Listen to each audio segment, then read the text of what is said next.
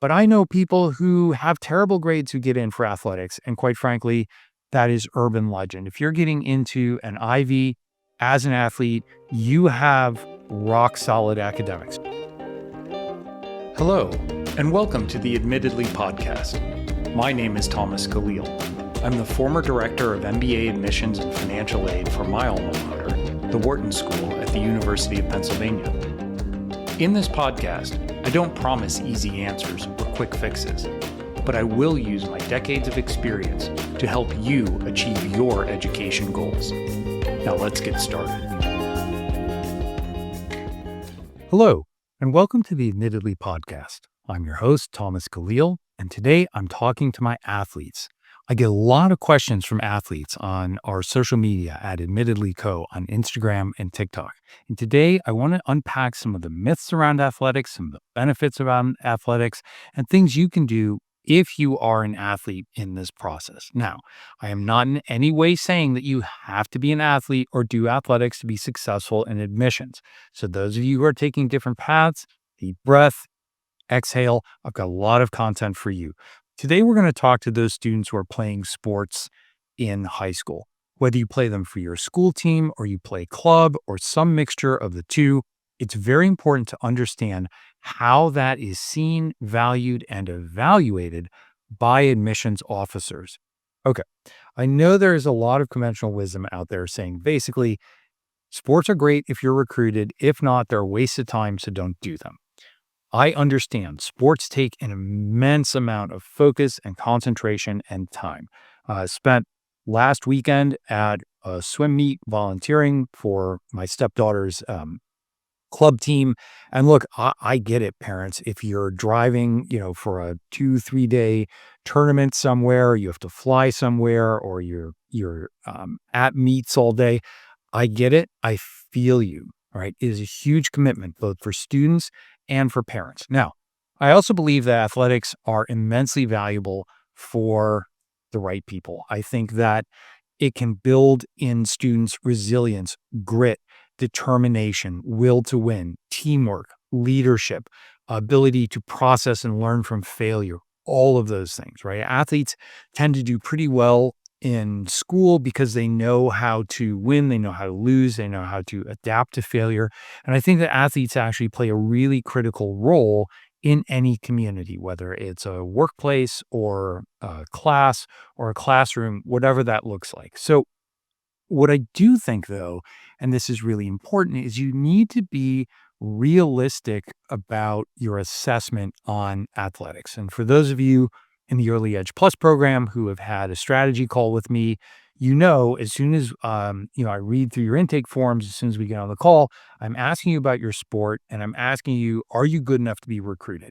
Right? What are we talking about here? And there's nothing wrong with playing a sport if you are not going to be recruited. If you are going to be recruited, it's a very different dance. You're going to have to work very closely with your coach to figure out, okay, how do I go to ID camps? How do I go to these camps to get noticed? How do I interact with other coaches? How do I do outreach to them? How do I set up my YouTube page? All of these things are very, very, very important, right? You need to maintain the grades. You need to get your test scores sharp. You need to prepare yourself for a pre-read so that if the coach gives your name to admissions and they looked at your file, admissions is like, yep, green light from us. If you want them, you can have them. That's a critically important place to be in if you want to be recruited. And being recruited obviously is about the sports excellence, but it's also about academic and extracurricular excellence as well. And here's the other thing I want to be really, really clear about, right? Coaches are making the best decision for the school and for their team. They're not making the best decision for you. That is not personal, right? That is not personal at all. They have a job to do, and you need to understand and respect their job. So you need to be prepared. And I've had many students, unfortunately, like this over the years, where they're promised. When it comes time to get their commitment letter, coach is like, hey, we found somebody who can swim that 3 seconds faster. And so, really appreciate all the time. Thank you very much. And it's devastating for students, right? Because now they've built their whole high school career around their sport. and it's being yanked out from underneath their feet. So it is critically important that you plan ahead, that you stay active, that you do your best, but also that you, if you are going to be recruited and you are playing one sport, you hedge around that. Right? It's very important that you find ways to get involved with your community outside of just doing your sport, whether that is mentoring younger players in the sport, refereeing, coaching, working with a volunteer organization related to your sport. You have to show something. It's also really great if you can have some involvement in a school club or activity. Now, I understand usually practices start right after final bell and go until well after dinner if you're at that level. I completely get that. But let me give you an example. I had a student who, in their sport, they belonged to a very, very powerful and well known club. And this club obviously is a very big business. They were interested in business. And so we were kind of wrestling around ideas like how could they get more involved in business, which was their interest, but they were spending, 5, 6 hours a day at practice. And we came up with them approaching the club and saying, hey, listen, can I work with the business office? I'd really like to learn this and learn how to help raise money, manage budgets, and help my club. And because they were such a valuable member of this team and this community, the club said, yeah, sure, come on in. Well, we can use the help. So these are really important ways that you can differentiate yourself, especially over the summer. And I know over the summer, a lot of you have practices. Sometimes they cover, you have 2-a-days, but you need to hold space in those other times to do something because universities are looking at you and they're like, hey, listen, you're going to be balancing a lot when you're here. And if you're just a one trick pony, this may not work and it may not be the right fit for our school. Final thing I'll tell you if you're being recruited, and I've heard this from a lot of coaches, students, you are the one that has to communicate always. Emails, phone calls. Coaches don't want to talk to parents, right? That sets you up as somebody who can't do things on their own, who's not independent, who's not forward thinking. And then the coach is thinking, every time I have an issue with this player, or is their mom going to pick up the phone and say, I'm not treating them right, or I'm not doing this, I'm not doing that? This is part of that. Parents, I understand, right? I'm a parent. We are the best and strongest advocates for our own children, but you have to let the students step forward and be the best and strongest advocate for themselves. So as you're thinking about that, these are important considerations. We're going to talk more about recruited athletes and that recruited athlete cycle as we go through this season. But the question I get more often than not is from what I would call regular students who are like, look, I'm really good at my sport. In fact, I might play 2 or 3 sports. Am I good enough to be recruited? No. Maybe I might be recruited D3, but I want to go to a better, higher ranked school than that. Or I'm kind of burned out. I don't want to play sports in college, or I'm pretty realistic and I can't, I know that I'm not going to make it. So what do you do? Because a lot of students can get trapped in this cycle where they feel obligated to keep doing 2 or 3 sports and it's just destroying all of their free time. And I get it. It's fun. Your team is your family. Some of your best friends. You're challenging yourself and it's awesome. But in this case in particular, you really have to go the extra mile to find ways to get involved with the community around you. Same as a recruited athletes, it can be in your sport, but it could also be a part-time job. It could be involvement with a club or two at school, but real involvement, right? Because what do we always say about the activity list? Hours per week and weeks per year.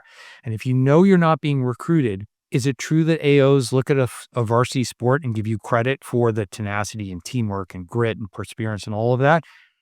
Absolutely. Absolutely. But if that's all you have to offer, that significantly narrows their ability to see you in the class. So it's much better for you to pick a sport where you're like, okay, you know what?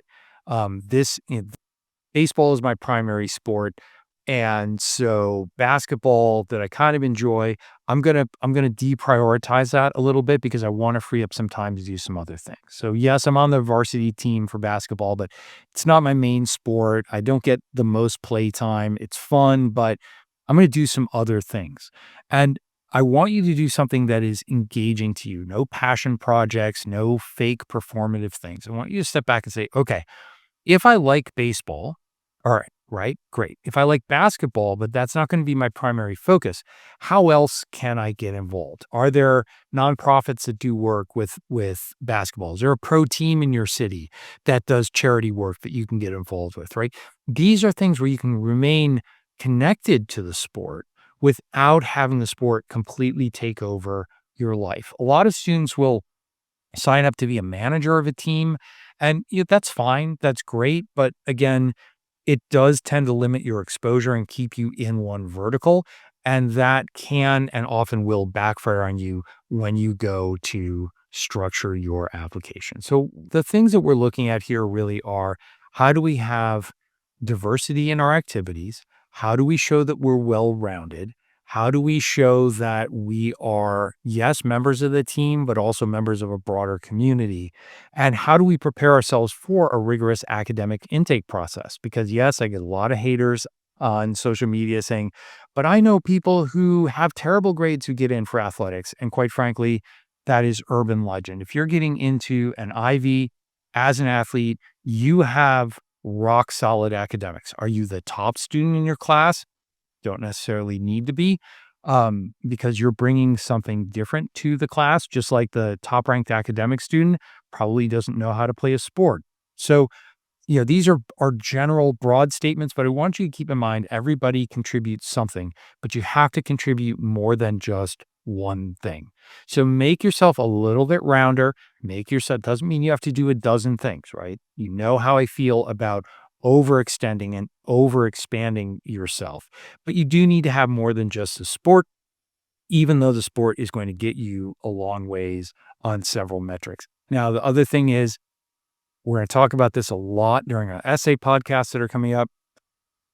There are very few times when writing a sports-focused essay is going to be good for you. There are ways you can talk about yourself and use sports as an example, but talking about a tournament that you won or lost, talking about coming back from an injury, listen, respect for doing that. I get it. I've been an athlete my whole life.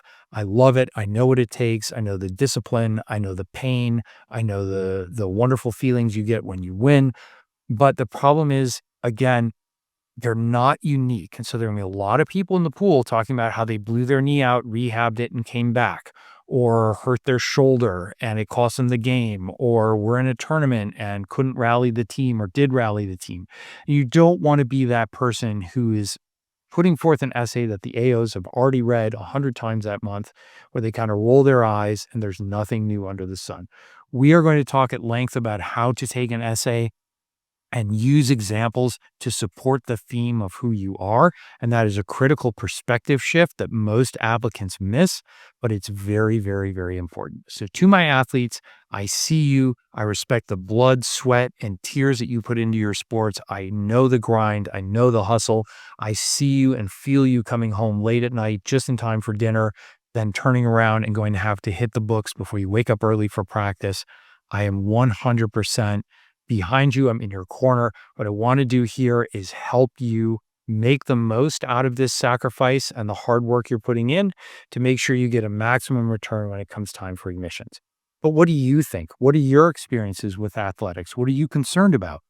Please join me on our social media accounts at AdmittedlyCo on Instagram and TikTok. I'm in the chats. I'm in the DMs, in the comments. I want to hear from you. I want to hear your perspective, and I want to be able to answer your questions to help you get into your dream school. Thank you. Thank you for joining us today. Please take a moment to subscribe to the Admittedly podcast and download this episode. I welcome you to share your thoughts and questions with me. You can find us on social media at Admittedly Podcast. I look forward to continuing our journey together.